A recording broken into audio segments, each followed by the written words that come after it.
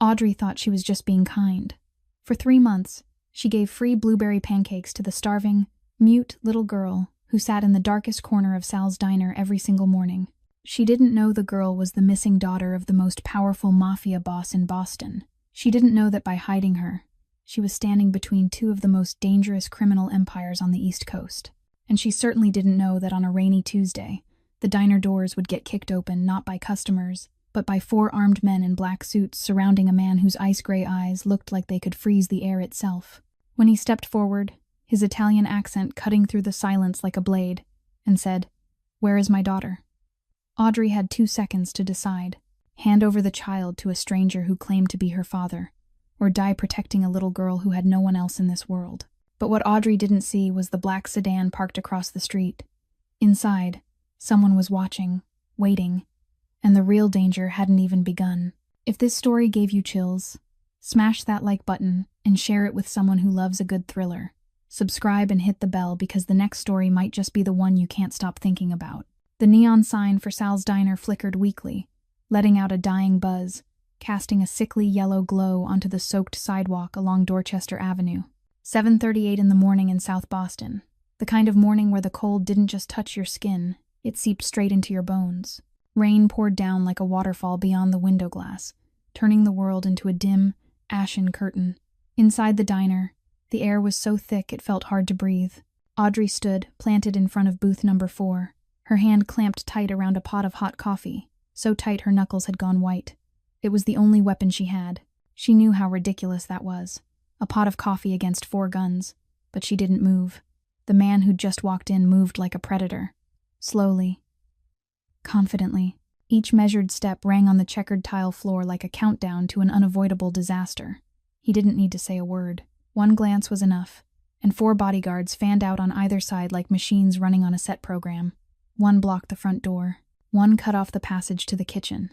The other 2 stayed close behind their boss, hands already at their suit coats, ready to draw a gun at any second. Lorenzo Vitale. Audrey didn't know his name, but she recognized the type. The kind of man who, the moment he walked into a room, made the whole room stop breathing. The kind whose eyes could make grown men tremble and women forget how to speak. His eyes were a steel gray, so cold they could freeze the air around him. Big Mike burst out of the kitchen with a gleaming meat cleaver in his hand. The big cook let out a threatening roar, but before he could take another step, 2 bodyguards were on him. They didn't even need their guns. One hard shove and Big Mike was slammed into the corner wall, the cleaver clattering to the floor with a sharp metallic ring. Mr.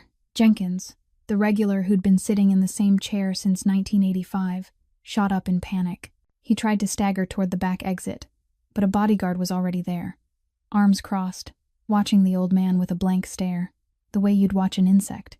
Lorenzo stopped 3 steps from Audrey. He didn't speak right away. He just studied her from head to toe with the cold, calculating look of someone used to sizing up a threat in a heartbeat. Then he opened his mouth, his voice low and thick with Italian, cutting through the silence like a blade. "You've been feeding my daughter for 3 months now. Don't waste time lying." Audrey felt her heart hammering in her chest, but she didn't budge. She thought of the little girl hiding under the table behind her, a thin child trembling, with haunted gray eyes. The child hadn't spoken a single word in 3 months, only communicating through messy drawings on napkins. "I don't know whose child she is." Audrey heard her own voice, steadier than she'd expected. "But I know she's afraid, and anyone who makes a child that afraid, I won't hand her over." Lorenzo went still. Something flashed through those eyes, too fast for Audrey to catch what it was. Pain, anger, or something deeper, something she couldn't read. Her words had touched some wound inside this man. Silence stretched on. The tension rose so high Audrey could hear the rain tapping on the tin roof, the wall clock ticking, Big Mike's heavy breathing from the corner. One of the bodyguards lifted a hand toward the gun tucked inside his jacket, eyes on Lorenzo, waiting for the order. His finger brushed the grip. The air was tight as a string about to snap. Then a small sound came from behind Audrey, the soft rustle of fabric against wood, the tiny, ragged breath of a child. Everyone in the diner turned at the same time. From the narrow gap between the seat and the wall of booth number 4, a pair of eyes stared out. Storm gray eyes, wide and round, full of fear, and full of stubbornness too. Eyes exactly like the man standing in the middle of the diner.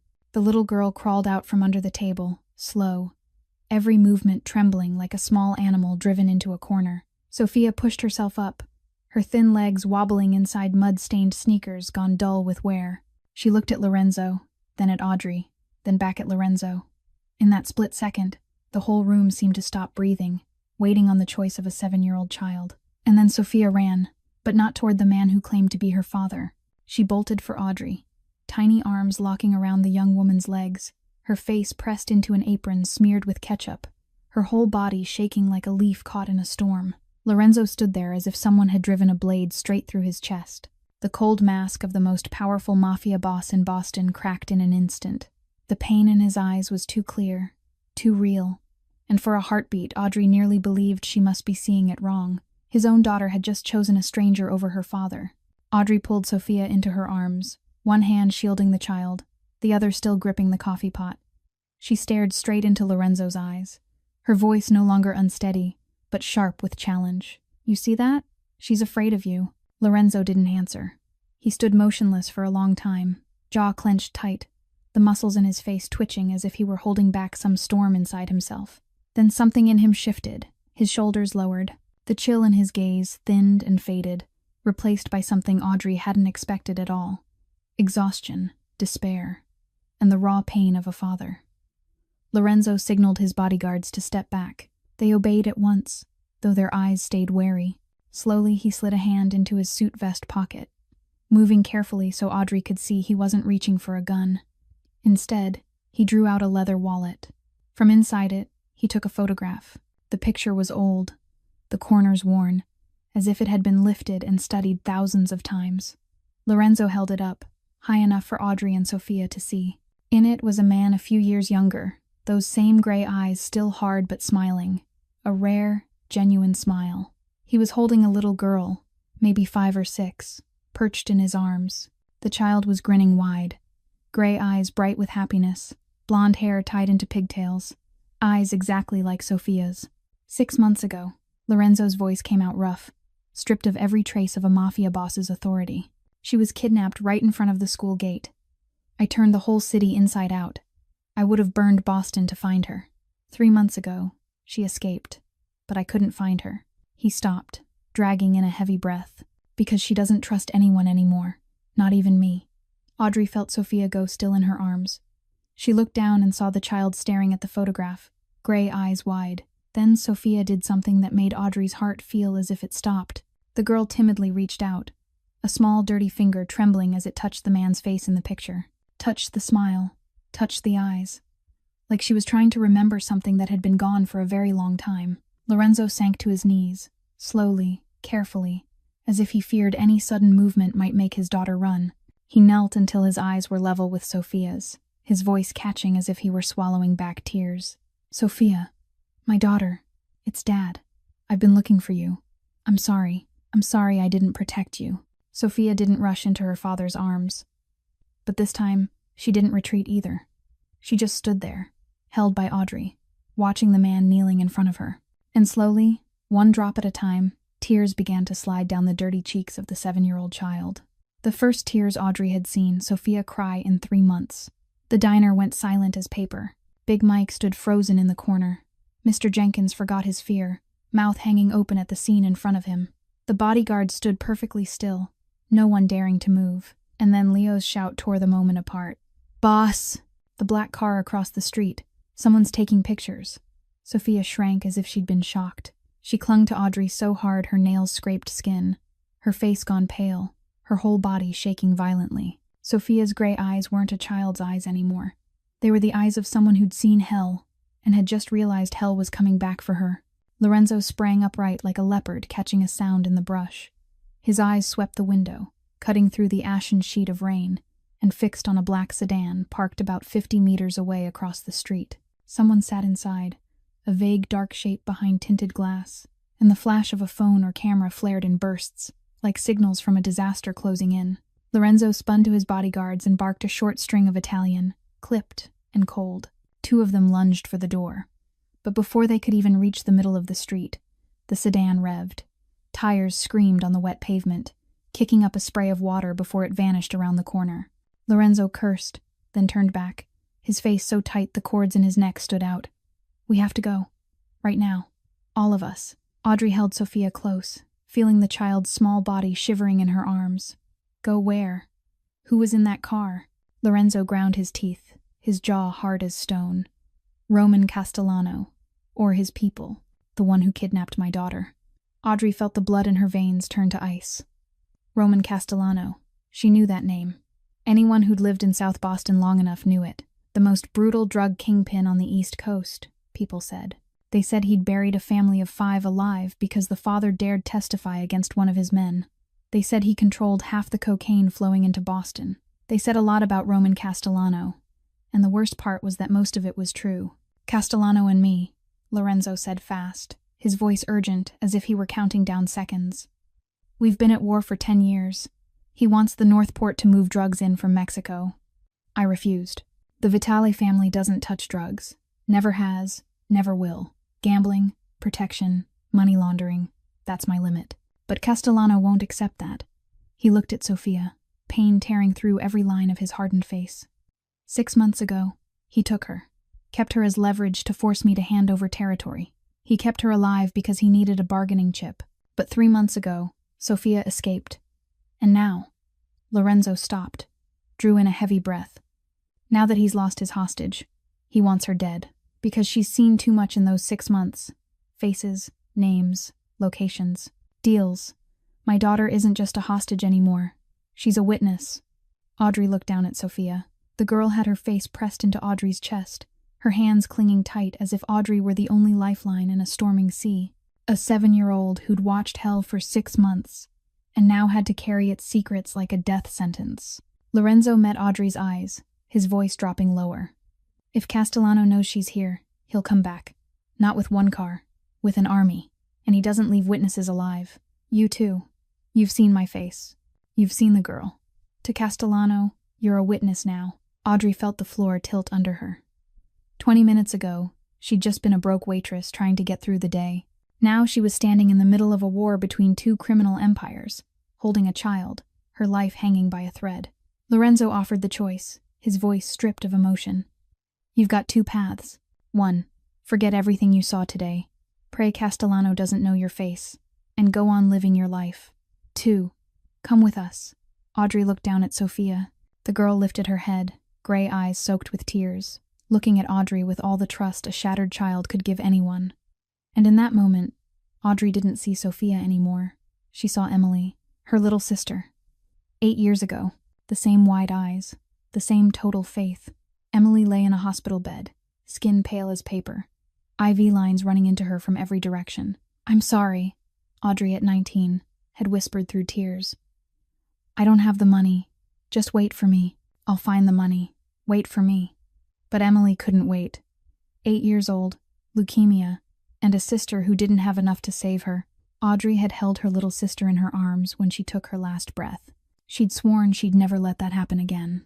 Audrey lifted her head, and her eyes hardened into steel. "I'm coming." Lorenzo frowned. "You don't understand what you're getting into. This world has no place for naive kindness. You'll die." "I do understand," Audrey cut in, her voice steady. "I understand this is your world, where people kill for money and power. I understand I might die, but she trusts me." She tightened her hold on Sophia. "And I'm not leaving a child behind. Not ever. Again." Lorenzo watched Audrey for a long time. He didn't speak, but something in his gaze shifted. Maybe he saw what Audrey didn't even realize she was showing. The resolve of someone who's lost everything and has nothing left to fear. The recklessness of someone who once let the most precious thing slip away and swore she'd never make the same mistake again. Lorenzo gave one short, decisive nod. "Move." 5 minutes later, a line of black vehicles tore out of Sal's Diner's parking lot, slicing through the rain like bullets flying toward the unknown. Audrey sat in the back seat of an SUV. Sophia curled beside her, head resting on Audrey's shoulder, a tiny hand gripping Audrey's so tight her fingers went numb. The girl wasn't crying now, wasn't shaking. She was only holding on, as if the moment she let go, Audrey would fall into a bottomless pit. Through the car window, Audrey watched the city of Boston slide past in gray rain. She didn't know where she was going. She didn't know what was waiting. She only knew that from this moment on, Her life had turned onto a road with no way back, and she'd just stepped into a world where the line between good and evil was thinner than anything she'd ever imagined. The convoy stopped in front of a massive steel gate in Beacon Hill, Boston's wealthiest neighborhood, where even the smallest apartment cost what Audrey would make in a lifetime of work. The gate slid open automatically, and the SUV rolled onto a white cobblestone drive that cut through an enormous garden. The Vitali mansion rose out of the rain like a fortress from the Italian Renaissance, 3 stories tall with marble columns, ornate wrought iron balconies, and towering windows that looked down over the city. Security cameras clung to every corner. Guards patrolled along the perimeter. 2 sleek black Dobermans stood watch at a side gate, their alert eyes tracking every car that passed. Audrey carried Sophia inside and felt like she'd stepped into a museum. Polished marble floors reflected the light of crystal chandeliers. Oil paintings hung on the walls, the kind of antiques that were probably worth a fortune. A spiraling oak staircase led to the upper floors. Everything was luxurious. Everything was expensive.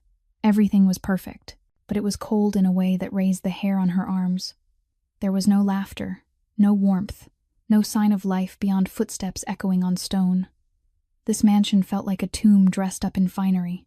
Lorenzo led them to the 2nd floor and stopped in front of a white door covered with faded glow in the dark stars. Her room. He opened the door, his voice dropping. I kept everything the same. 6 months. Audrey stepped in and felt her heart squeeze shut. A 7-year-old girl's room, with a pink princess bed, a closet full of dolls, a drawing corner with dozens of boxes of crayons and sheets of paper, a bookshelf packed with fairy tales. All of it lay under a thin film of dust, the mark of 6 months without its owner. Sophia stood in the middle of the room, gray eyes sweeping each corner, as if she were trying to recognize a place that had once been home. She touched a blonde-haired doll on the shelf, then yanked her hand back as if she'd been burned. She looked at the drawings she'd once made, taped on the wall, bright, messy pictures from a happy child, and her face tightened with pain. Lorenzo stayed in the doorway, one hand braced on the frame as if it were the only thing holding him upright. He wanted to step inside, wanted to hold his daughter, wanted to say something, but he didn't dare. The fear in his eyes was so plain it hurt to see. The fear that any movement at all would send his daughter running again. Sophia went to the bookshelf and reached up to pull down a photo album bound in brown leather. She sat on the floor and turned the pages, slowly, as if she were searching for something. Then she stopped. On the page was a woman so young and beautiful it stole the breath. Long black hair, glossy and thick. Gray eyes just like Sophia's, but overflowing with life and joy.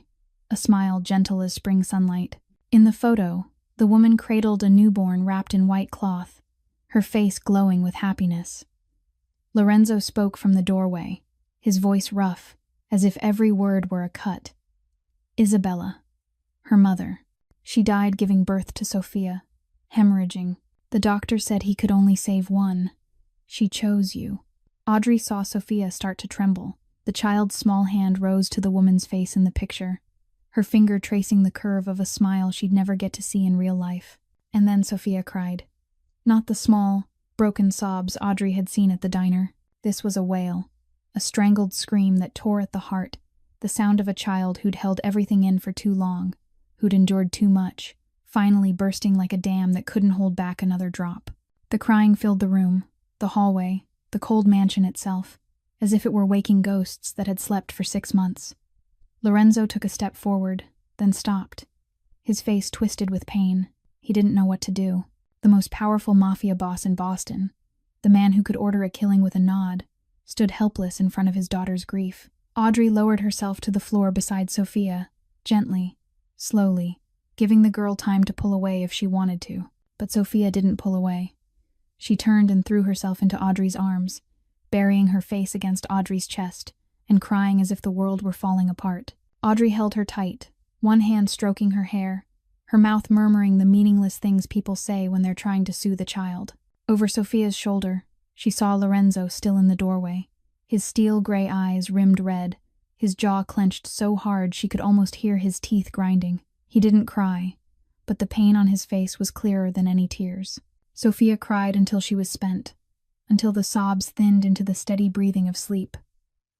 Audrey laid her gently on the bed, tucked the blanket around her, and stepped back into the hallway. Lorenzo was gone. Audrey found him on the 2nd-floor balcony, staring out at the city of Boston, lights glittering in the night. A glass of whiskey sat in his hand, already more than half gone. He didn't turn when he heard Audrey's footsteps, but he didn't send her away either.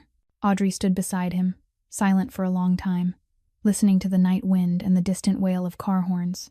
Finally she spoke. "Why don't you kill Castellano? You've got power. You've got men. You could end this in one night." Lorenzo took a sip of whiskey, eyes still fixed on the distance. A street war would drag on for years. Blood would spill, not just mine or his, but innocent people's too. The cops would get involved. The FBI would get involved. And Sophia would grow up with a father running for his life, or lying in a coffin. He turned to look at Audrey. "I'm collecting evidence to put him in prison. Cleaner, a way for my daughter to have a future." Audrey met his eyes. "You're still a criminal." Lorenzo didn't deny it. "That's right. I'm not a good man. I've done things you don't want to know about. But I've got rules. No drugs, no hurting kids, no touching an enemy's family. Castellano, he'd kill a rival's wife, a rival's child, even the dog and cat in the rival's house if he felt like it. He has no limits." Silence. The night wind moved across them, carrying the chill of a Boston autumn. Lorenzo suddenly asked, his voice lower. "Why risk your life for a child you don't even know? You could die. You still could." Audrey looked out toward the city's blinking lights.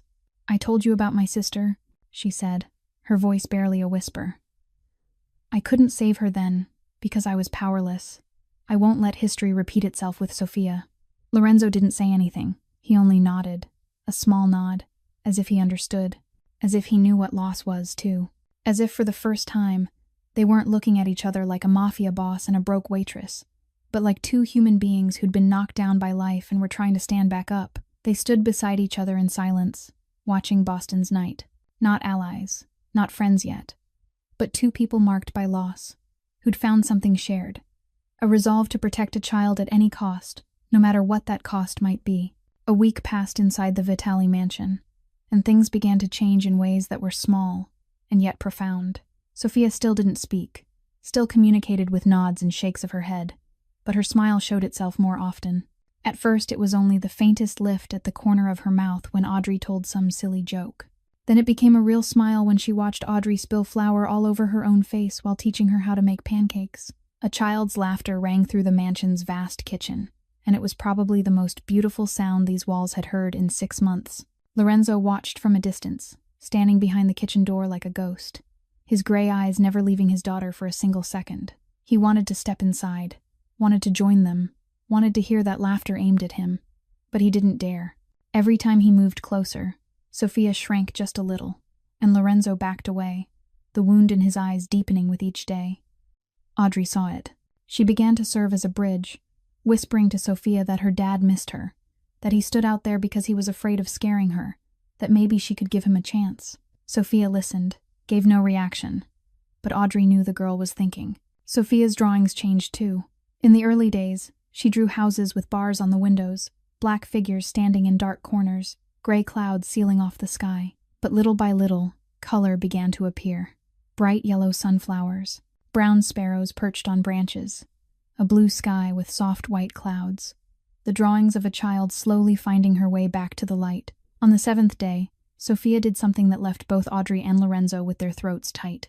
She spent the whole morning drawing in her room and wouldn't let anyone come in to look. By afternoon, she stepped out shyly with a sheet of paper in her hands and went straight to where Lorenzo sat reading a newspaper in the living room. She stood there, head lowered, hands trembling as she held the drawing out toward her father. Lorenzo took it, and when he saw what it was, he went utterly still. In the picture, 3 people stood in front of a house. A tall man with black hair, a young woman in an apron, and a small child between them. All 3 were smiling. Above them, in a child's wobbly letters, Sophia had written a single word: family. Lorenzo held the drawing and stared at it without a word. Audrey saw his fingers tremble, saw his jaw clamp down as if he were trying to hold something back.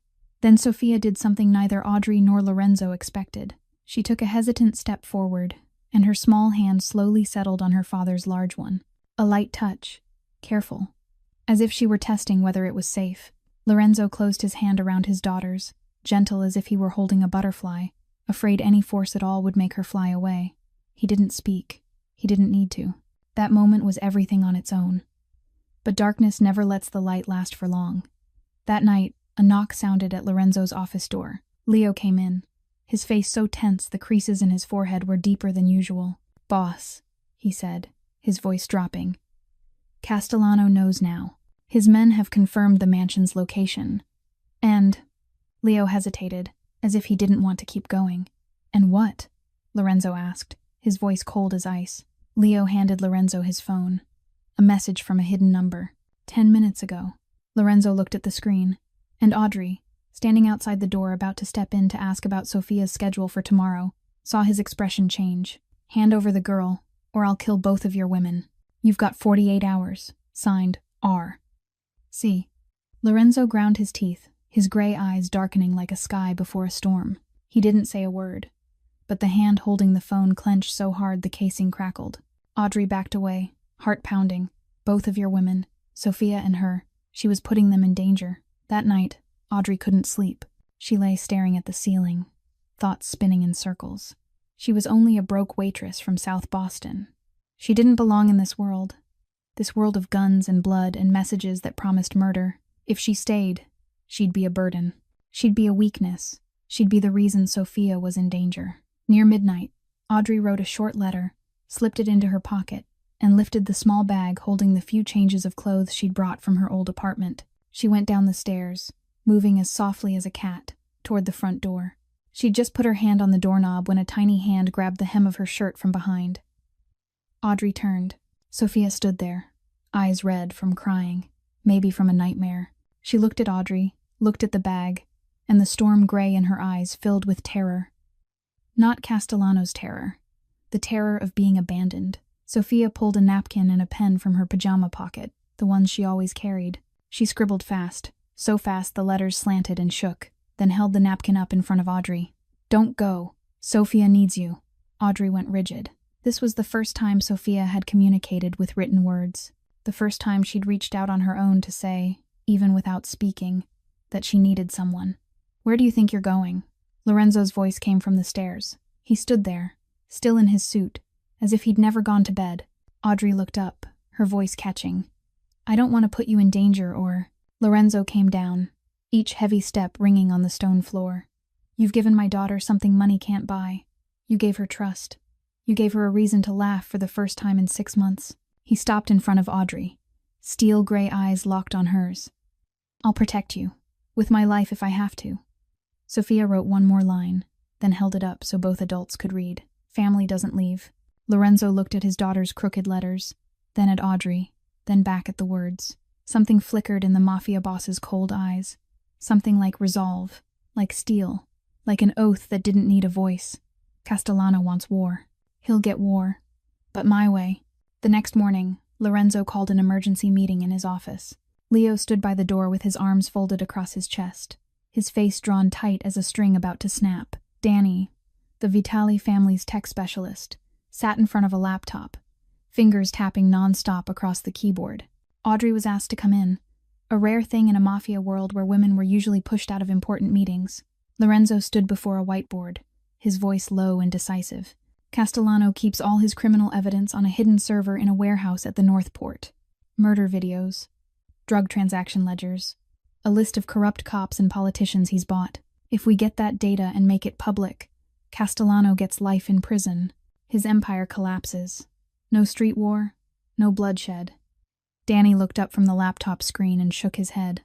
"The problem is the server is heavily protected.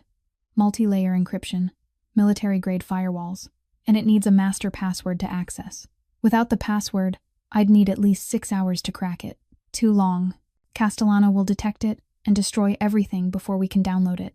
Silence settled over the room. Audrey looked around and saw the dead end written on every face. Then, suddenly, she spoke, surprising even herself with the boldness of it. "What if someone distracts Castellano, pulls him away from the warehouse while you break in?" Lorenzo turned to her, steel gray eyes narrowing. "You're saying you'll be bait?" Audrey nodded, trying to keep her voice steady even as her heart pounded. "Castellano wants me." He said it in the message. "Both of your women. If I show up, he won't be able to ignore it." Lorenzo shook his head, firm. "No, it's too dangerous. Castellano will kill you the second he realizes he's been tricked. I'm not allowing it." The meeting fell back into a stalemate. Danny kept hammering at the keys in hopeless frustration. Leo let out a slow breath. Lorenzo paced like a caged beast. Audrey bit her lip, trying to think of another solution, but her mind went blank. No one noticed the door had cracked open. No one noticed storm-gray eyes watching through the gap, listening to every word. Not until the door swung fully open and Sophia walked in. She went straight to the table without a shred of hesitation, holding the familiar napkin and pen. To everyone's stunned silence, Sophia scribbled and held the napkin up. Sophia knows the password.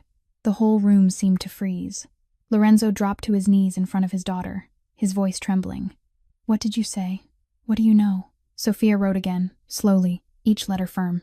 VITALEDEAD2025. Danny lunged closer, eyes wide. "Wait. That's the password format Castellano's system uses. I saw traces of it when I tried to get in. If that's the real password." Lorenzo gripped his daughter's shoulders, fighting to contain his agitation. "Where did you get that, Sophia?" Sophia didn't write anymore. Instead, she pulled out a blank sheet and began to draw, fast, precise, as if the images were burned into her mind and now were pouring out through the tip of the pen. The first drawing showed a dark room with a computer on a desk. The second showed Castellano, rendered with lines so clear they were frightening, sitting at the computer, hands on the keyboard. The third showed the computer screen with a string of characters. The fourth showed eyes, Sophia's eyes, staring at the screen from the corner of the room. Danny looked at the drawings, then at Sophia, then at Lorenzo, his voice full of astonishment. "She has an eidetic memory, photographic memory. She remembers exactly what she sees. Every detail, every character." Lorenzo understood. During the 6 months of captivity, Castellano had gotten careless. He'd thought a 7-year-old couldn't understand anything, couldn't remember anything, just a silent hostage in the corner. He worked right in front of Sophia, made calls, typed passwords, planned with his men, and Sophia had watched, had listened, had remembered it all. Sophia wrote one more line, the letters crooked but clear. Sophia knows more. Names, faces, calls, locations. Lorenzo looked at his daughter with a completely new gaze. Not the gaze of a father looking at a small child who needed protection, but the gaze of a man realizing he was standing before something extraordinary. This child hadn't only survived. She'd turned 6 months of hell into a weapon. She'd watched and memorized everything like a perfect witness. A slow-burning bomb Castellano never knew he was raising. Danny was already typing like a madman. "Boss, if she gives me enough, I can breach the system remotely. No need to go to the port. No need to break in. I just need time, and what she remembers." Lorenzo nodded, voice iron. "Do it." But Sophia only gives information. She doesn't take part in anything dangerous. She doesn't leave the mansion. She doesn't meet anyone outside. Understand? Sophia looked at her father, and for the first time since she came home, she smiled. Not the shy, frightened smile of the early days. A smile with a hint of cunning in it. The light of a child who knew she held the power to get revenge on the man who'd kept her caged for 6 months. She wrote a final line and held it up for everyone to read. "Sophia wants Castellano in prison." Lorenzo knelt and took his daughter's tiny hands in his, the eyes of the Mafia boss shining with something that looked like tears. "He'll go to prison, my girl, I promise." 2 days passed in tension and waiting. Danny worked without stopping, his fingers pounding the keyboard until calluses formed, his eyes bloodshot from lack of sleep.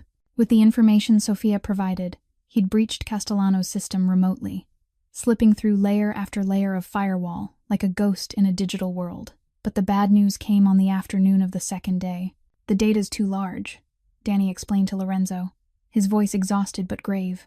"More than 2 terabytes of video and documents. Downloading remotely would take dozens of hours, and it'd definitely be detected. The only way is for someone to plug a USB directly into the main server." The final plan was drawn up. Audrey would play bait, showing up at the meeting point to pull Castellano's attention. While he was busy dealing with her, Lorenzo and his team would break into the warehouse, plug in the USB, and pull the entire archive. Simple in theory, deadly in reality. The night before the raid, the Vitali mansion sank into the tight silence of people waiting for the storm to hit. Sophia was asleep, Danny sitting in a chair beside her bed, guarding her while still working on the laptop. The guards patrolled more heavily than usual. The whole house felt like it was holding its breath. Audrey couldn't sleep. She lay twisting in bed for hours, staring at the ceiling, thinking about tomorrow, about what could happen, about what she could lose. Finally, she got up, threw on a sweater, and went out to the balcony. Lorenzo was already there. He stood leaning on the railing, looking out over the city of Boston, lights glittering in the night. No whiskey this time, just him, and darkness, and silence. Audrey stood beside him without speaking. They stared out together, listening to the night wind and the city's distant hum below. The quiet stretched, but it wasn't uncomfortable. It was the kind of quiet shared by two people who didn't need words to understand each other. Finally, Lorenzo spoke, his voice lower than usual. "You can still refuse. The plan is dangerous. No one is forcing you." Audrey looked at him. "I know. Then why?" Lorenzo turned to face her, eyes studying her in the dark. Audrey fell silent for a moment, searching for the right answer. "Because of Sophia," she said slowly. "Because..." She hesitated, then went on, her voice smaller. "For the first time in 8 years, I feel like I belong somewhere." Lorenzo didn't answer right away. He turned toward Audrey, and somehow the space between them had narrowed without either of them noticing when it happened. "If something happens tomorrow," he began, his voice rough, "I want you to know." Audrey put a hand over his mouth, stopping the words. "Don't talk like you're writing a will." Lorenzo let out a soft laugh, so small it was almost soundless. "I haven't trusted anyone since Isabella died. Not men, not women, not anyone except my daughter. But you're different." Audrey felt her heart pick up speed. "I'm just a broke waitress from South Boston. I've got nothing. No money, no power, nothing at all." Lorenzo lifted his hand and touched Audrey's cheek, and she realized she was crying without knowing when it had started. His fingers brushed away her tears, a tenderness that was almost impossible to believe could come from the hands of a Mafia boss.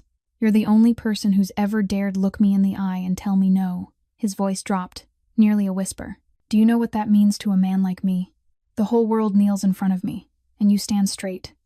The distance between them vanished. Audrey could feel Lorenzo's breath on her mouth, could see pale silver threads in his gray eyes under the moonlight. They leaned toward each other, slow, as if time itself had stopped. Tiny footsteps sounded behind them. They both turned at once. Sophia stood in the balcony doorway, arms wrapped around an old stuffed bear, gray eyes wide as she looked at them. She wasn't scared. She didn't cry. She didn't run away. Instead, a small smile spread across her face, the mischievous smile of a 7-year-old catching adults doing something secret. Then Sophia ran over, took Lorenzo's hand with one small hand, took Audrey's with the other, and tugged them toward the sofa on the balcony. They sat down, Sophia between them, and the girl climbed up, curling like a kitten, head resting on Audrey's shoulder, feet draped across Lorenzo's thigh. Minutes later, she was asleep, her breathing steady and soft. Lorenzo looked at his daughter, then looked at Audrey over the child's head. In the dark, he slowly reached out and took Audrey's hand where it rested on Sophia's shoulder. He didn't speak. He didn't have to. They sat there, the three of them, on the last night before the storm. A brief peace. In only a few hours, everything would change. 2 o'clock in the morning, the line of black vehicles slid through Boston's empty streets like ghosts in the night. Audrey sat in a separate car with Leo, her heart pounding in her chest, both hands clenched together to hold back the shaking. Through her earpiece, she could hear Danny back at the mansion, his voice steady and focused. "Comms are good. All units report in." Before she got into the car, Sophia had run to hug her. The girl didn't cry, but her storm-gray eyes were full of worry. Sophia pressed a small folded napkin into Audrey's hand, then turned and ran back inside before Audrey could say a thing. Audrey opened the napkin in the car. Under the flickering streetlights, she read the crooked words, "You have to come back." She folded the napkin again and slipped it into her pocket, close to her heart. "I promise," she whispered, even though Sophia couldn't hear her. Boston Harbor at night was a completely different world. Shipping containers were stacked like enormous steel buildings, forming a dark, frightening maze. Pale yellow light from scattered lampposts wasn't enough to chase away the darkness, only enough to create patches of light and shadow like a haunted chessboard. The smell of sea salt, mixed with oil and rusted metal. Fog clung to the water, spreading slowly like ghostly fingers trying to crawl onto shore. Leo's car stopped at the agreed meeting point, an open space between 2 rows of containers. Audrey stepped out and felt the cold sea wind cut into her skin. She stood there alone, like bait dropped among wolves. They came out of the dark. 20, maybe more than 20 men dressed in black, guns in their hands, closing around her from every direction. And at the center of them was a man who stepped forward, slow, confident, as if the whole world belonged to him. Roman Castellano. Audrey recognized him at once, even though she'd never met him. 45 years old, short gray hair, cut neat, a long scar running from the corner of his eye down his left cheek, like the mark of some old battle. But the most terrifying thing was his eyes. Venomous snake eyes, cold, calculating, without a trace of humanity. He wore an expensive suit that probably cost more than Audrey made in a year, and on his hand a diamond ring glittered under the lights. Castellano stopped in front of Audrey and looked her up and down with undisguised contempt. "Who the hell are you?" he asked, his voice rough and dull, like gravel grinding together. "Why does that brat trust you more than her own father?" Audrey swallowed hard and tried to keep her voice steady even as her heart slammed like it wanted to burst. "Maybe because I didn't lock her in a basement for 6 months." Castellano laughed. A laugh so cold the air seemed to freeze around it. "That little girl saw too much. She has to disappear. And anyone who hid her." He tipped his head, studying Audrey like an insect about to be crushed. "Disappears too." At the same time, a few 100 meters away, Lorenzo and 2 bodyguards slipped between the containers toward the warehouse. They moved like shadows, silent, every step measured with care. The warehouse back door was opened with an electronic lock Danny had hacked remotely. Inside, Lorenzo found the server room in the basement, exactly where Sophia's information said it would be. The small room was packed with servers, green lights blinking, cooling fans buzzing in a steady hum. Danny's voice guided them through the earpiece. "The main server is in the right corner. The blue USB port. Plug it in and wait." Lorenzo did. The USB slid into place, and on Danny's remotely connected laptop screen, the progress bar appeared. 10%, 25%, 40%. Danny's voice came through, satisfied. "It's transferring. Hold position." About 3 minutes. Lorenzo stood there, eyes locked on the screen, counting every second. 50%, 60%. Then hell dropped in. Red lights flashed like madness. An alarm screamed, ripping the silence apart. Lorenzo cursed, his hand reaching for his gun. "What the hell is that, Danny?" Danny shouted into the radio, his voice panicked. "There's a secondary intrusion detection system. It's not on the network map. I didn't see it coming." Outside in the container yard, Castellano's phone buzzed. He glanced at the screen, and his face shifted from contempt to fury in a heartbeat. "You tricked me?" Castellano roared, yanking a gun from inside his suit and pressing it straight to Audrey's temple. The barrel was ice cold against her skin, and Audrey felt her whole world shrink down to that single sensation of cold metal. "Vital!" Castellano bellowed, his voice echoing between the containers like thunder. "I know you're in there. Come out in 30 seconds or this bitch dies." In the server room, Lorenzo heard it all through his earpiece. The alarm. Castellano's roaring, the click of a gun being cocked, and Audrey's quick, tight breathing. He looked at the screen. 67%. Not done. Not enough. But out there, Audrey had a gun at her temple. 78%. 85%. The progress bar on the laptop screen crept forward so slowly it felt like it was torturing Lorenzo 1 second at a time. Through his earpiece, he heard Castellano counting down. 20 seconds. 15. 10. Then Audrey's voice, shaking, but still trying to stay calm, still trying to stretch the time. Lorenzo stared at the screen. 87%. Not done. But out there, in the dark, a gun was aimed at the head of the woman who'd risked her life for his daughter. Lorenzo didn't hesitate. He yanked the USB out of the server, shoved it into his suit pocket, and ran. He came out through the warehouse back door, hands raised high over his head, stepping into the bright wash of headlights Castellano's men had trained on him. "Ha!" Castellano let out a rough laugh, lowering the gun from Audrey's head but keeping her in his sights. "Lorenzo Vitali in person. Haven't seen you in years. You've gotten old, Lorenzo. Power wearing you down?" Lorenzo didn't answer the taunt. "Let her go," he said, his voice flat, while his eyes swept the container yard, reading the situation fast. More than 20 gunmen. Leo stood a few yards away, hands bound, face bruised from a beating. Audrey stood rigid, a gun from one of Castellano's men still pointed at her back. "You want this? I'll give it to you." Lorenzo pulled the USB from his pocket and held it up so Castellano could see it. Castellano narrowed his eyes, then nodded. Throw it. Lorenzo tossed the USB through the air. One of the men snatched it and handed it to Castellano. Castellano plugged it into a laptop someone had already set up and checked the contents. A few stretched seconds passed. Then Castellano looked up, the smile on his mouth like a snake's venom. Good, very good. Real data. Not complete, but enough for me to know what you were really trying to do. He snapped the laptop shut, shoved it into a man's hands, then turned back to Lorenzo, those poisonous eyes gleaming with pleasure. You think I'm gonna let her go? Let you go? Castellano shook his head, like he was disappointed in a naive child. Lorenzo, you should have known me better than that. He nodded at a gunman close by. The shot cracked through the night. Leo went down, clutching his right shoulder, blood spilling through his fingers. His groan of pain echoed between the containers. Audrey screamed and tried to run to him, but two men grabbed her tight. Lorenzo went rigid, jaw clenched so hard you could almost hear his teeth grind. You think I'm stupid? Castellano stepped closer to Lorenzo, his voice like cloth tearing. You know too much. The kid knows too much. And this bitch, he pointed at Audrey, knows too much too. He stopped right in front of Lorenzo, snake eyes locked on steel gray. Nobody walks out of here alive. Castellano turned his back and flicked a hand in bored dismissal. Kill them all, then go find the little brat. I want to see her body before sunrise. More than 15 gunmen spread into an arc, weapons aimed at the three of them. Lorenzo, Audrey, and Leo on the ground, groaning. No way out. No hope. Audrey looked at Lorenzo from a few yards away, and strangely, she didn't feel fear. She only felt regret. Regret that there hadn't been more time. Regret that Sophia was about to lose one more person. Regret that their story ended here, among rusted containers and the smell of sea salt. Lorenzo spoke, his voice low and heavy with guilt.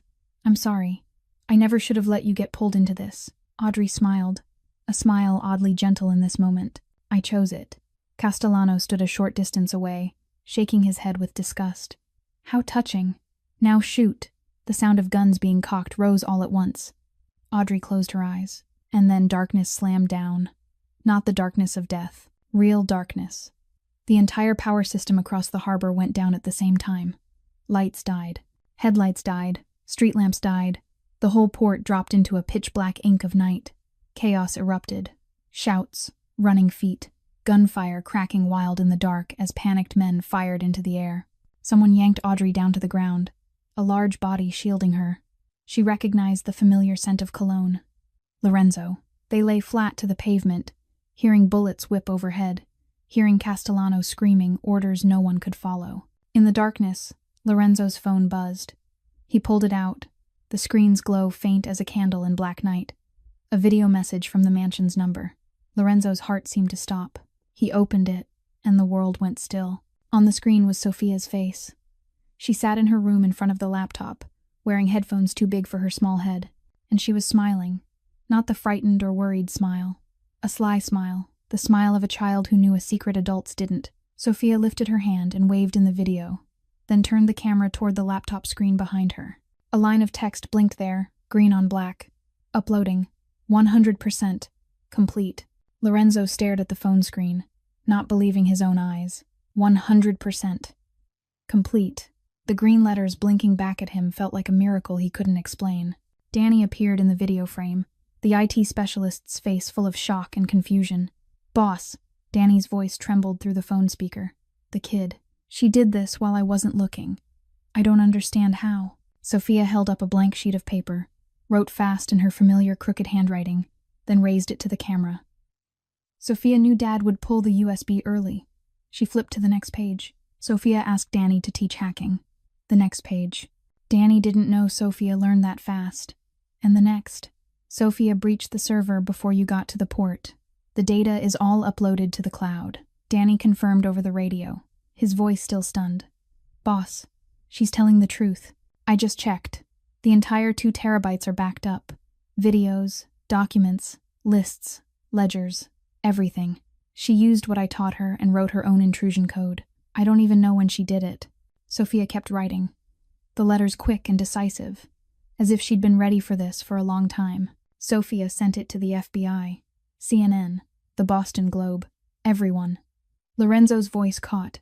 eyes locked on the phone screen even as gunfire and chaos still raged around them. When did you do this? Sophia looked straight into the camera, storm-gray eyes no longer afraid, but full of resolve.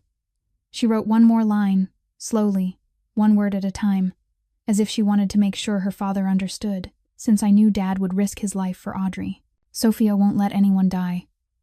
Audrey lay beside Lorenzo in the darkness, watching the phone screen over his shoulder, and tears began to fall. She saved us, Audrey whispered, her voice breaking. A 7-year-old saved all of us. Sirens cut through the night, distant at first, then drawing closer and closer. Helicopter spotlights swept the harbor like giant torches, lighting up every dark corner, every container, every panicked face among Castellano's men. FBI, police, they were coming in. Castellano screamed in the dark, his voice no longer cold, but raw with fury and fear. Find the power source. Find Vitale. Kill them all.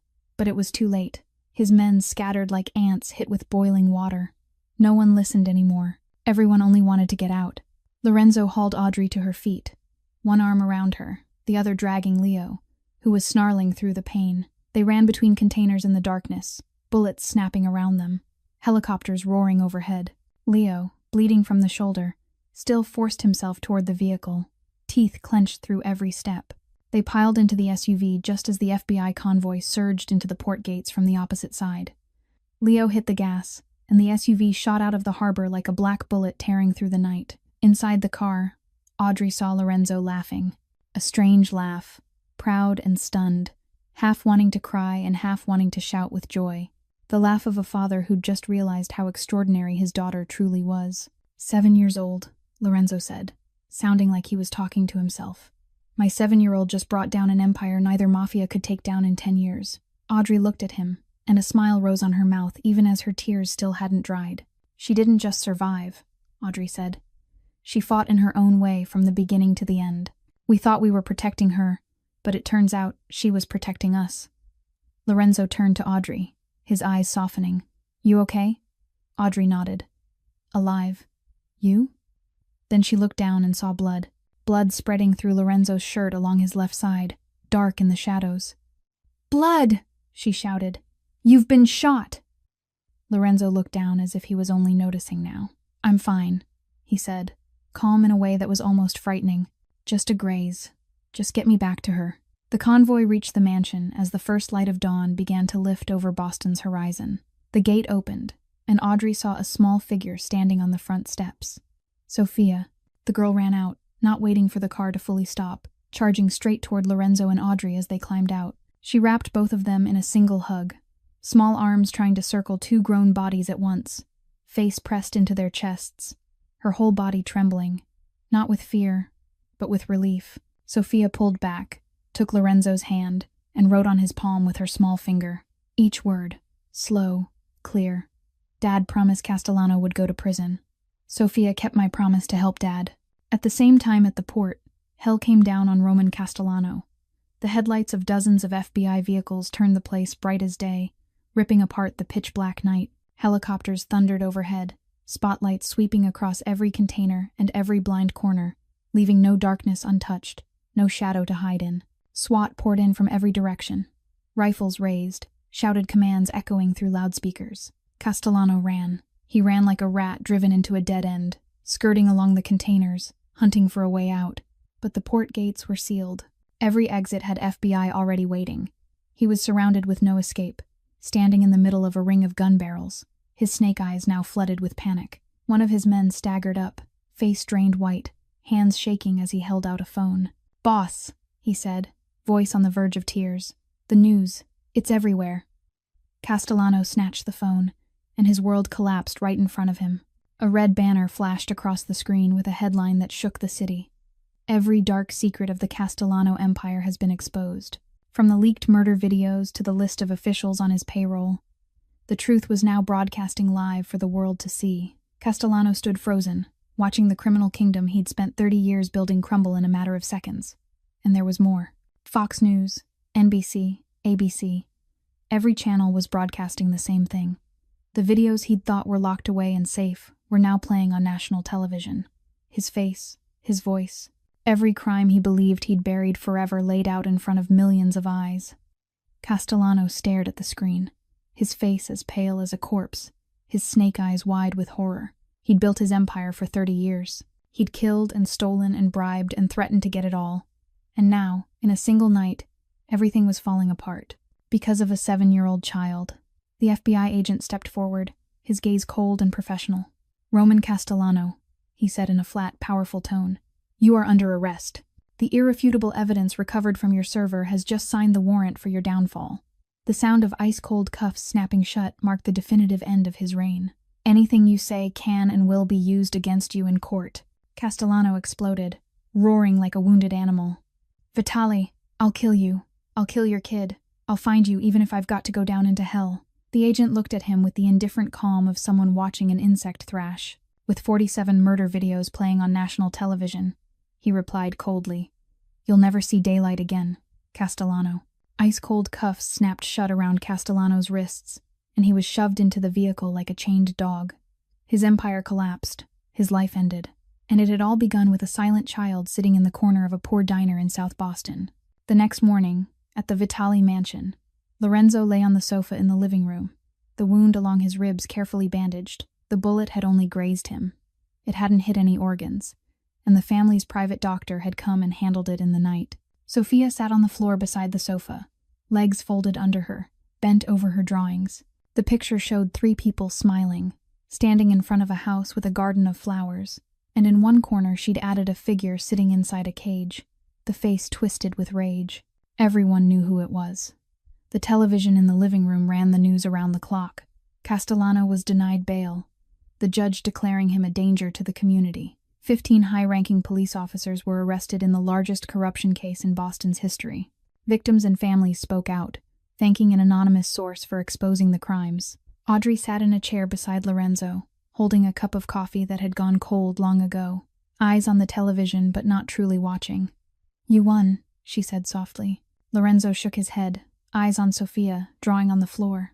"It wasn't me. The kid won." Sophia looked up, hearing her father talk about her. She grabbed the napkin and pen she always kept on her, wrote a few words fast, then held it up for both adults to read. "We won. Family." Lorenzo looked at the crooked letters and a rare smile touched his mouth. But the smile died when he glanced back at the television. A banner scrolled along the bottom in glaring red. "FBI confirms the leaked data also contains evidence of Vitali family activities. An investigation is underway." Lorenzo's face darkened. In the war to bring down Castellano, he'd forgotten one thing. Castellano's server hadn't held only his crimes. It had held the deals, the battles, the secrets of a 10-year Mafia war. And inside it, there was Lorenzo's guilt too. 3 days passed in a tight, grinding kind of waiting. The news of Castellano flooded every television channel, every newspaper front page, every conversation on the streets of Boston. He was formally charged with 47 counts of murder, international drug trafficking, money laundering, and bribery of federal officials. Life in prison without parole. Roman Castellano's empire had collapsed completely, and he would die behind bars. But Lorenzo knew that wasn't the end. The calls from lawyers came more and more often. The messages from sources inside the FBI grew more alarming by the day. The data from Castellano's server didn't only hold his crimes. It held deals, battles, secrets from a 10-year Mafia war. And inside it, there was Lorenzo's guilt too. It was only a matter of time before the FBI came knocking. On the 3rd night, Lorenzo called Audrey and Sophia into his office. The room had bookshelves that climbed to the ceiling, a massive oak desk, and warm yellow light that should have felt comforting. On the desk, a stack of legal documents had already been prepared, the lawyers' seals and signatures still fresh. Sophia sat in a leather chair far too large for her small body, feet not touching the floor, swinging in the air. Audrey stood beside her, one hand resting on the girl's shoulder, feeling worry rise like a tide in her chest. Lorenzo stood at the window, looking out over Boston at night, his back to them. The silence stretched until it felt like it could choke. Then he turned, and Audrey saw something she'd never seen in those eyes: letting go, acceptance, and the deep pain of a father preparing to say goodbye. "I have to go," Lorenzo said, his voice low and lightly trembling. "And maybe, for a long time." Sophia looked at her father, storm-gray eyes not understanding. She pulled her napkin and pen from her pocket, wrote quickly, and held it up. Where? Where are you going? Lorenzo stepped forward and knelt in front of his daughter, taking her tiny hands in his large ones. I've done a lot wrong, my girl, he said, each word sounding like it was being torn out of his heart. Before you, I didn't care. I thought money and power were everything. I did things I'm not proud of. But now I've got you, and you need a future without guns, without running, without fear. Sophia shook her head hard, tears spilling and sliding down her cheeks. She scribbled, the letters trembling with feeling. Dad did nothing wrong. Dad saved me. Dad can't go. Lorenzo smiled, the saddest smile Audrey had ever seen. I love you, more than anything in this world, but the best way to protect you, the best way to give you a normal life, is for me to turn myself in, cooperate with the FBI, get a reduced sentence, and you'll be able to go to school, have friends, have a future, without always looking over your shoulder to see who's watching. Sophia didn't write again. She did something neither Lorenzo nor Audrey expected. She threw herself into her father's arms, clinging with all the strength a 7-year-old had, face buried in his chest, shoulders shaking in waves. For the first time since the kidnapping, since the 6 months of hell, Sophia hugged Lorenzo first, and Lorenzo hugged her back, the powerful arms of Boston's most feared Mafia boss trembling as he held the small body of his 7-year-old daughter. Then he cried, not the quiet, hidden kind of crying men try to bury. This was a broken, choking sob, the sound of all the years of loneliness, the pain of losing his wife, the 6 months of searching for his daughter in despair. Love so large he was willing to surrender his freedom so his child could be happy. Audrey stood there with tears streaming down her face, not even trying to wipe them away. She watched father and daughter holding each other, and her heart felt like it was being crushed. Lorenzo lifted his head and looked at her over Sophia's shoulder, steel gray eyes now red-rimmed and wet. Take care of her, he said, voice raw. I trust you, only you. Audrey nodded, unable to find words, only able to whisper, I promise. Lorenzo signed the guardianship papers, granting Audrey legal custody of Sophia. The handwriting shook, but it was clear. He hugged his daughter one last time and whispered in her ear, I'll come back. Wait for me. The next morning, Lorenzo called the FBI. He turned himself in, cooperated fully, offered every piece of information in exchange for a lighter sentence. A police car arrived at the mansion at 8 a.m, pale autumn sunlight filtering through the trees. 2 agents cuffed Lorenzo right at the front door. He didn't resist. He didn't speak. He only stood there with the calm of a man who'd accepted his fate. Before he stepped into the car, Lorenzo turned back for one last look. Audrey and Sophia stood on the front steps, hands clasped tight. Sophia didn't cry anymore. She lifted her hand and waved, a small gesture that carried the weight of everything. In her storm-gray eyes there was no fear now, no confusion, only love and the promise of waiting. Lorenzo smiled, the first smile that was completely peaceful since Isabella died. He gave a small nod, like a vow without words, then turned and got into the car without looking back again. The door shut. The engine started. The police car rolled away, carrying Lorenzo Vitali out of the lives of the 2 women standing on the steps. Audrey pulled Sophia into her arms, and they watched the car until it disappeared at the end of the drive. Sophia pulled back and wrote on Audrey's palm with her small finger. Will you wait for Dad? Audrey knelt, looked into the girl's storm-gray eyes, and nodded.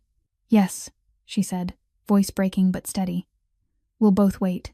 She lifted Sophia into her arms, walked back inside the mansion, and closed the door behind them. Outside, the autumn sunlight stayed pale gold through the trees. The first chapter ended, but their story hadn't. 2 months passed like a dream.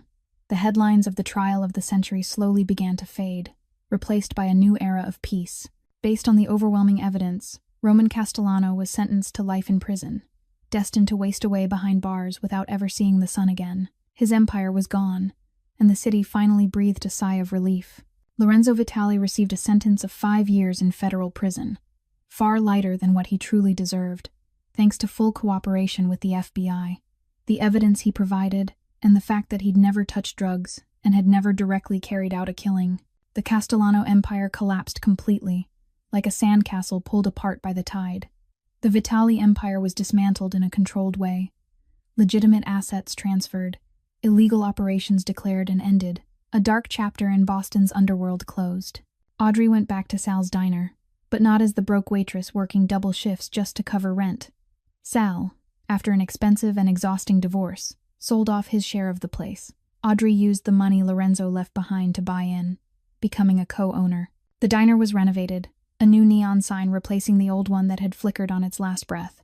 The walls repainted a warm cream, the tables and booths replaced with clean new ones. But booth number 4 stayed exactly as it was, with its worn blue vinyl seat and a newly changed light bulb.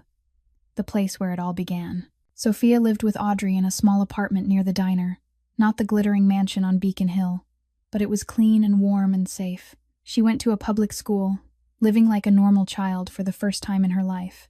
She had friends, a teacher who cared. Afternoons spent drawing in a small room full of sunlight. Her drawings no longer held darkness, no bars, no frightening figures, only flowers, birds, blue sky, and 3 people standing close together, smiling. One autumn afternoon, Audrey waited at the school gate like she did every day. The dismissal bell rang and the children poured out like birds released from a cage. Audrey scanned for Sophia, and she saw the girl running toward her. Sophia was nothing like the thin, terrified child curled up in booth number 4 long ago. Her cheeks were rosy. Her eyes were bright. Her blonde hair was neatly tied into 2 small braids. She ran up, and Audrey was ready to gather her into her arms like always. But today something was different.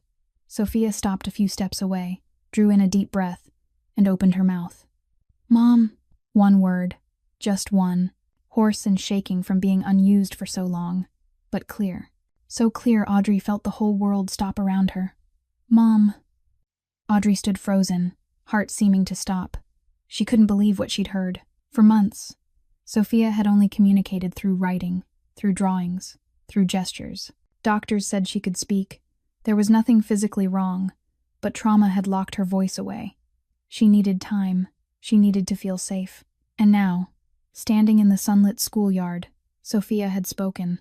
Sophia threw herself into Audrey's arms, holding tight, and spoke again, each word slow, like she was learning how to use her voice all over. "Mom. I missed Mom," Audrey cried. She cried right there in the schoolyard, in front of dozens of other parents, and she didn't care. She held Sophia close, kissed the girl's hair, and whispered, "Mom missed you too. Mom loves you. So much." Every Sunday, Audrey and Sophia drove to the federal prison to visit Lorenzo. Through the separating glass, Lorenzo watched his daughter change week by week, healthier, happier, and now she could speak. Sophia told her father about school, about her teacher, about new friends, about the pictures she drew, about the blueberry pancakes Audrey made every morning. Lorenzo listened, eyes lighting up with every story, the smile on his mouth no longer painful, but full of pride and love. At the end of every visit, the 3 of them placed their hands on the glass, Lorenzo on one side, Audrey and Sophia on the other. Lorenzo's large 5 fingers, Audrey's slender 5 fingers, and Sophia's tiny 5 fingers, touching through cold glass that still couldn't keep them apart. "Thank you," Lorenzo said, voice low and sincere, "for everything." Audrey smiled through tears. 5 years. Then we'll be a real family. Lorenzo nodded, eyes holding Audrey with all the love he'd kept hidden for so long. "I'll wait, however long it takes." Before they left, Sophia handed the guard a sheet of paper to pass to Lorenzo. A new drawing. In it was a small house, not a mansion, just an ordinary home with a flower garden out front. 3 people stood in front of it, hand in hand, all of them smiling. Beneath the picture, in the crooked handwriting of a 7-year-old, Sophia had written, "Our home, 5 more years." Spring came and went. Summer burned, then yielded to a fall gone golden and tired. Winter laid down a white sheet of snow over Boston's streets, then melted into little streams that ran back to the sea. Year after year, time moved like water that never stops, carrying old pain away and bringing new joy in its place. Audrey finished her nursing degree after 3 years of studying and working at the same time, but she kept Sal's diner, the place that had saved her, the place that had given her a family, the place where a plate of blueberry pancakes changed everything. Sophia grew a little more every day, from a thin, silent, frightened 7-year-old into a confident, radiant 12-year-old. She could speak now. She could laugh now. And each day was a new day filled with light. Every Sunday, never missing once, Audrey and Sophia drove to the federal prison to visit Lorenzo. 1,825 days. They counted every single one. And then that day came too. Tuesday morning, Boston Spring. Sunlight like honey spilling through the windows of the small diner on Dorchester Avenue. The place had been renamed Sophia's Pancake House, famous across the city for its blueberry pancakes and the story behind them. The little sparrow drawing on the napkin from long ago had been framed with care, hanging on the wall right beside booth number 4. Beneath it were the words, "The place where it all began." Audrey was 32 now, pouring coffee behind the counter, hair pinned up neatly, her smile coming easier than it used to. 5 years had smoothed the worry lines from her forehead, replacing them with the beauty of a woman who'd finally found peace. Sophia was 12, doing homework in the kitchen, darting out now and then to help carry plates, grinning wide at the regulars. 8 in the morning, the door chime rang. Audrey didn't turn, hands still busy with coffee, voice calling out, "Welcome to Sophia's. Sit anywhere you like." Sophia ran out of the kitchen to greet the customer like she always did, but she stopped dead in the doorway. Audrey noticed the strange silence, followed Sophia's gaze, and her heart seemed to stop. Lorenzo stood in the entrance, 41, silver now at the temples, thinner than he'd been 5 years earlier. But those steel-gray eyes were brighter than ever. He wore a simple white shirt and jeans, no longer the powerful black suit of the Mafia boss he once was. But he was still handsome. Still Lorenzo. The silence stretched for 3 seconds, but it felt like 3 years, like a whole lifetime. Then Sophia shattered it. "Dad," she screamed, her voice bursting with happiness, and ran for Lorenzo like a bullet. Lorenzo dropped to his knees and caught his daughter in his arms, holding her tight as if he was afraid that if he let go, she'd vanish. Father and daughter clung to each other in the middle of the diner, Sophia crying and laughing at once, tears soaking the front of Lorenzo's white shirt. "I'm home," Lorenzo whispered, his voice breaking. "I'm sorry. It's been so long. You've grown so much." 5 years, Dad," Sophia said, her voice trembling. "I counted every day. 1,825 days. Lorenzo stood, one arm still around Sophia, and he looked toward Audrey behind the counter, still holding the coffee pot, tears running down her cheeks. Lorenzo walked to her, each step slow, like he was crossing 5 years of distance in a few short seconds. "I'm back," he said, voice low and warm. Audrey set the coffee pot down, ran out from behind the counter, and fell into Lorenzo's arms. And their first kiss, the kiss that had been interrupted on the balcony 5 years ago, was finally finished. 5 years of waiting melted into a single moment. Sophia stood beside them, grinning, eyes shining. "I knew you two liked each other forever. Big Mike even bet me $50. Dad would kiss Mom the second he got back." Big Mike stuck his head out from the kitchen door, face bright red. "Hey, don't expose me like that!" The whole diner laughed, the sound bouncing around the small, warm space. Lorenzo slid into booth number 4, the booth where 5 years earlier a thin, terrified 7-year-old had curled up in the shadows. Sophia sat beside her father. Audrey sat across from them. She brought out a plate of blueberry pancakes, exactly like the plate from the first day. Lorenzo looked at the pancakes, looked at his daughter, looked at Audrey. He said one word, "Family." Sophia took her father's hand. "Family." Audrey took both of their hands, happy tears rolling down her cheeks. "Family." At last, Boston's spring sunlight poured through the glass, filling booth number 4, where 3 people from 3 different worlds had found one another. On the wall, the sparrow drawing on the napkin had yellowed with time, but the words beneath it were still clear. The place where a plate of pancakes changed everything, and that's the story of how one small act of kindness, one free plate of blueberry pancakes, brought down a criminal empire and built a family out of broken pieces. Audrey didn't have money. She didn't have power. She didn't have weapons. She only had the courage of a woman who'd lost everything, protecting a child who'd lost everything too. And sometimes, that's all it takes to change the whole world. This story leaves us with deep lessons about life. That kindness is never meaningless, even if it's only a small act like feeding a hungry child breakfast. That family isn't always the people who share your blood, but the people willing to sacrifice for you. That the past doesn't define the future, and everyone deserves a second chance. That love has the power to cross every barrier, every distance, every trial. Dear friends, how did this story make you feel? Was there any moment that touched your heart? In real life, we sometimes meet children who need help, people who need a chance. Leave a comment below to share how you feel. We'd truly love to hear what's in your heart. If this story stirred something in you, please hit like, and share this video with the people you love, the people who need to believe in second chances. Don't forget to subscribe and turn on notifications so you don't miss more moving stories every day. We send our very best wishes to all of you watching this video. May you have good health, a joyful life, peace, and happiness every day. Thank you for being with us. Goodbye, and see you again in the next video.